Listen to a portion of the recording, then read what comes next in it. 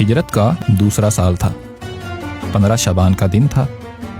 مدینہ کی ایک مسجد میں نبی کریم صلی اللہ علیہ وآلہ وسلم ظہر کی امامت فرما رہے تھے کہ دوران نماز ایک عجیب واقعہ پیش آیا۔ ابھی 2 رکعتیں ہی ادا کی تھیں کہ اچانک نبی کریم صلی اللہ علیہ وآلہ وسلم نے اپنا رخ انور ایک جانب کو موڑا اور چلنا شروع کر دیا، حتیٰ کہ چلتے چلتے مسجد کی بالکل مخالف سمت چلے گئے۔ آخر یہ واقعہ کیا تھا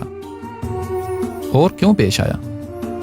اور وہ لوگ جو آپ صلی اللہ علیہ وآلہ وسلم کے پیچھے نماز ادا کر رہے تھے ان کا رد عمل کیا تھا، آئیے جانتے ہیں۔ نبی کریم صلی اللہ علیہ وآلہ وسلم نے جب مکہ سے مدینہ شریف ہجرت فرمائی تو پہلے 17 ماہ مسلمانوں کے لیے بیت المقدس کی جانب رخ کر کے نمازیں ادا کرنے کا حکم تھا۔ وہ بیت المقدس جو یہودیوں کا قبلہ تھا، اور یہودی یہ کہتے تھے کہ مسلمان الگ دین کی بات کرتے ہیں، جبکہ ان کا اپنا قبلہ ہی نہیں، اپنی عبادات کے لیے تو ہمارے قبلے کا رخ کرتے ہیں۔ یہ تو کھلا تضاد ہوا۔ نبی کریم صلی اللہ علیہ وآلہ وسلم تک جب یہ بات پہنچی تو آپ مدینہ منورہ کے محلہ بنو سلمہ میں واقع ایک مسجد میں تشریف فرما تھے، جو کہ سواد بن غنم بن کعب رضی اللہ عنہ نے تعمیر کروائی تھی۔ آپ صلی اللہ علیہ وآلہ وسلم ظہر کی امامت فرما رہے تھے اور 2 رکعت ادا ہو چکی تھیں۔ اسی دوران آپ صلی اللہ علیہ وآلہ وسلم نے کچھ غیر مسلموں کو یہ کہتے ہوئے سن لیا، تو نبی کریم صلی اللہ علیہ وآلہ وسلم نے دوران نماز ہی چاہا کہ قبلہ تبدیل کر دیا جائے، تو دوران نماز ہی اللہ سبحانہ و تعالیٰ نے وہی نازل فرمائی، قد نرا تقلب وجہک فی السماء، اے حبیب ہم بار بار آپ کے رخ انور کو آسمان میں پھرتے ہوئے دیکھ رہے ہیں، فلنولینک قبلۃ ترضاھا، ہم ضرور آپ صلی اللہ علیہ وآلہ وسلم کا رخ اس قبلہ کی جانب پھیر دیں گے جس پر آپ راضی ہیں، فولی وجہک شطر المسجد الحرام، لہذا آپ اپنا رخ انور مسجد حرام کی طرف پھیر لیجئے۔ اور مومنوں کو حکم ہوا، وحیث ما کنتم فولوا وجوہکم شطرا، اور اے ایمان والو تم جہاں کہیں بھی ہو اپنے چہروں کو اسی طرف پھیر دو۔ سیدی امام فخر الدین رضی اللہ تعالیٰ عنہ فرماتے ہیں کہ نبی کریم صلی اللہ علیہ وآلہ وسلم مدینہ کی مسجد میں جسمانی طور پر موجود تھے اور امامت فرما رہے تھے، جبکہ قلبی اور روحانی طور پر آسمان اور عرش پہ موجود تھے۔ تو آپ صلی اللہ علیہ وآلہ وسلم نے دوران نماز یہودیوں کو سنا جو یہ کہہ رہے تھے کہ مسلمانوں کا دین تو ناقص ہے، کہ ان کا اپنا تو کوئی قبلہ ہی نہیں، اسی لیے تو یہ ہمارے قبلے کی جانب رخ کر کے نماز پڑھتے ہیں۔ آپ صلی اللہ علیہ وآلہ وسلم نے آسمان میں اپنا رخ بیت المعمور کی جانب، جو کہ خانہ کعبہ کے بالکل اوپر ہے، اس کی جانب فرما لیا، اور اپنے رب سے اس خواہش کا اظہار کیا کہ مسلمانوں کا قبلہ خانہ کعبہ ہو۔ بیت المعمور 5ویں سے 7ویں آسمان تک عین خانہ کعبہ کے اوپر واقع ہے۔ تو اللہ کریم نے یہ آیت وہی فرمائی، قد نرا تقلب وجہک فی السماء، اے حبیب ہم آپ کے رخ انور کو آسمان میں پھرتے ہوئے دیکھ رہے ہیں۔ یعنی یہ نہ فرمایا کہ ہم نے آپ کا رخ آسمان کی طرف اٹھتے دیکھا، بلکہ فرمایا آسمان میں پھرتے ہوئے دیکھا۔ یعنی اے حبیب ہم نے آپ کو آسمان میں اپنا رخ بیت المعمور کی جانب کرتے ہوئے دیکھا، فلنولینک قبلۃ ترضاھا، لہٰذا ہم ضرور آپ کا رخ اس قبلہ کی جانب پھیر دیں گے جس پر آپ راضی ہیں۔ لہٰذا حکم ہوا زمین پر بھی اپنا رخ خانہ کعبہ کی جانب کر لیں،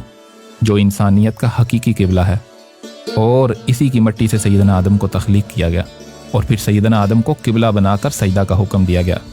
اور یہ وہی قبلہ ہے جسے ابو الدین ابو الاسلام سیدنا ابراہیم خلیل اللہ نے مسلمانوں کے لیے تعمیر فرمایا۔ تو اللہ نے حکم نازل فرمایا، اے حبیب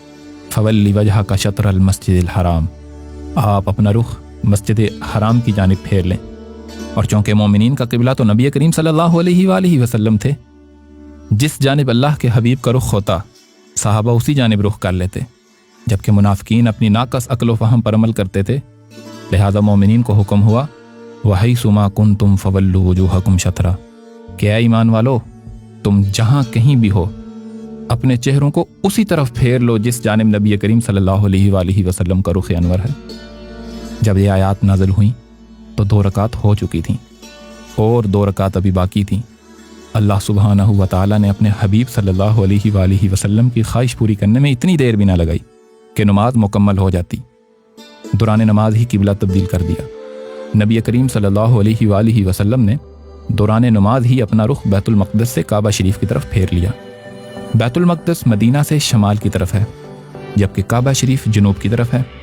یعنی دونوں ایک دوسرے کے بالکل مخالف سمت ہیں۔ جب آپ صلی اللہ علیہ وآلہ وسلم کا رخ انور بیت المقدس کی جانب تھا تو بیت اللہ شریف آپ کے پیچھے تھا، تو نبی کریم صلی اللہ علیہ وآلہ وسلم نے اپنا رخ انور پھیرا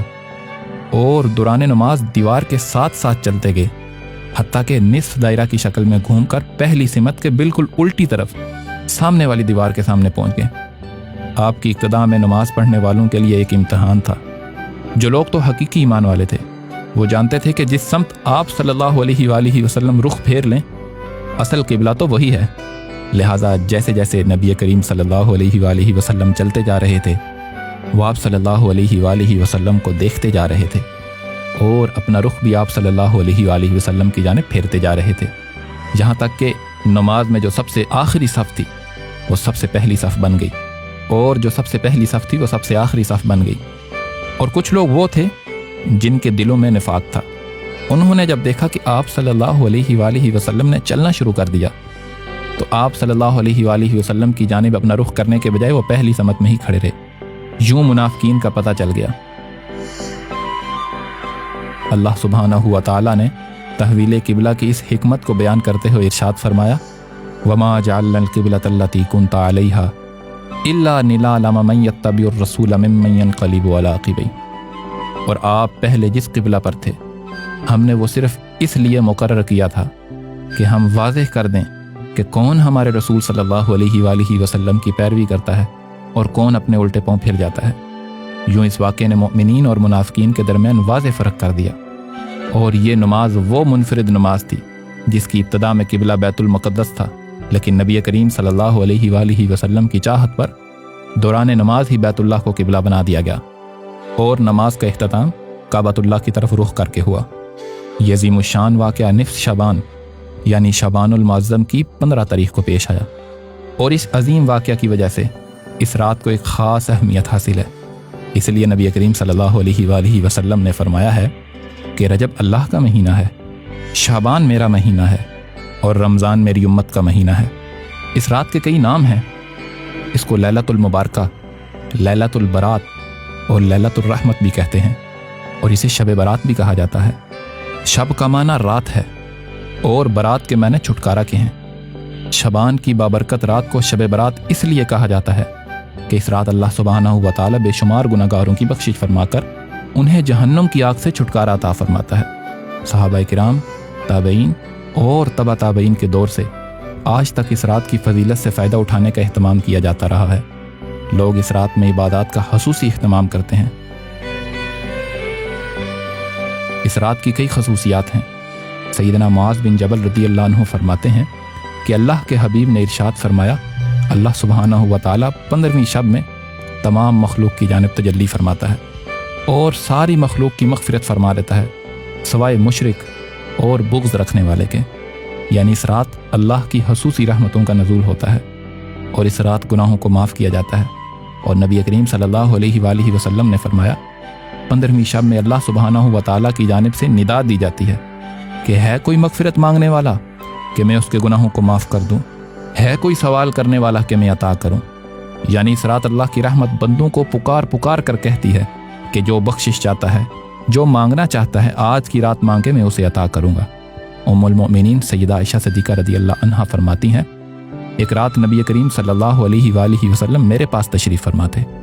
رات کو میں اٹھی تو دیکھا نبی کریم صلی اللہ علیہ وآلہ وسلم میرے پاس نہیں ہیں۔ سیدہ فرماتی ہیں کہ میں نبی کریم صلی اللہ علیہ وآلہ وسلم کی تلاش میں نکلی، تلاش کرتے کرتے میں بقیع کے قبرستان پہنچی۔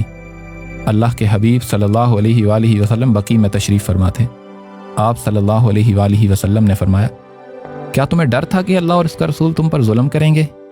سیدہ ام المؤمنین رضی اللہ عنہا عرض کرتی ہیں یا رسول اللہ صلی اللہ علیہ وسلم، مجھے گمان ہوا کہ آپ ازواج مطہرات میں سے کسی اور کے پاس تشریف لے گئے ہیں۔ تو آپ صلی اللہ علیہ وآلہ وسلم نے فرمایا بے شک اللہ سبحانہ و تعالی 15ویں شعبان کی رات کو نچلے آسمان پر نزول فرماتا ہے اور قبیلہ کلب کی بکریوں کے بالوں کی تعداد میں لوگوں کی مغفرت فرما دیتا ہے، اور اس رات میں بے شمار لوگوں کی مغفرت کی جاتی ہے۔ لہذا اس رات اللہ سبحانہ و تعالیٰ کی رحمت جوش میں ہوتی ہے، ہر مانگنے والے کو عطا کیا جاتا ہے، اس لیے اس رات عبادات کی کثرت کی جاتی ہے، بلکہ اس رات عبادات کرنے کو پسند کیا گیا ہے۔ سیدنا و مولانا امام علی المرتضیٰ کرم اللہ وجہہ فرماتے ہیں، رسول اللہ صلی اللہ علیہ وآلہ وسلم نے فرمایا، جب شعبان کی 15ویں شب ہو تو اس رات قیام کرو اور اس دن روزہ رکھو، اس لیے کہ اللہ سبحانہ و تعالیٰ غروب آفتاب کے وقت ہی آسمان دنیا پر نزول فرماتا ہے اور فرماتا ہے، کیا کوئی مغفرت طلب کرنے والا ہے کہ میں اس کی مغفرت کروں؟ کیا کوئی رزق تلاش کرنے والا ہے کہ میں اسے رزق عطا کروں؟ کیا کوئی مصیبت کا مارا ہے کہ میں اس کی مصیبت دور کروں؟ کیا کوئی ایسا ہے حتیٰ کہ صبح و صادق کا وقت ہو جاتا ہے۔ اسی وجہ سے اس رات خاص عبادات کا اہتمام کیا جاتا ہے۔ طریقہ برہانیہ کے مشائخ نے بھی اس رات عبادات کرنے کی نصیحت فرمائی ہے۔ سید امام فخر الدین رضی اللہ عنہ نے فرمایا ہے، اس دن کوئی نوافل خاص نہیں ہے، جس قدر ممکن ہو نوافل پڑھیں۔ ہاں، نماز مغرب کے بعد 6 نوافل سے 36 نوافل تک پڑھ لیے جائیں تو ان کی فضیلت بہت زیادہ ہے، اور وہ افراد جو کسی طریقت سے منسلک ہیں اور کسی شیخ کی بیعت ہیں، وہ اپنے مشائخ کی جانب سے دیے جانے والے اوراد اور اذکار کریں، کیونکہ جہاں کلمہ سب سے افضل فرض ہے جس کے بغیر باقی سب عبادات بے معنی ہیں، وہیں اس سب سے اعلیٰ فرض کا نفل بھی سب سے اعلیٰ ہے، اور لا الہ الا اللہ کا نفل ذکر اللہ ہے، اور محمد رسول اللہ کا نفل ذکر حبیب اللہ صلی اللہ علیہ وآلہ وسلم ہے، یعنی درود پاک ہے۔ تو جو بھی اللہ اور اس کے حبیب کا ذکر کثرت سے کرے گا تو وہ باقی تمام نوافل سے بڑھ کر اجر پائے گا اور ان کا قرب اور خوشنودی حاصل کرے گا۔ لیکن یاد رہے، ان اذکار کو کرنے کے لیے اپنے شیخ کی اجازت لازمی ہے۔ اللہ سبحانہ و تعالی اپنے حبیب کریم صلی اللہ علیہ وآلہ وسلم کے وسیلہ سے ہمیں اس رات کی برکات کو حاصل کرنے کی توفیق عطا فرمائے، اور اللہ کے ایام اور ان کی قدر کو جاننے کی توفیق عطا فرمائے۔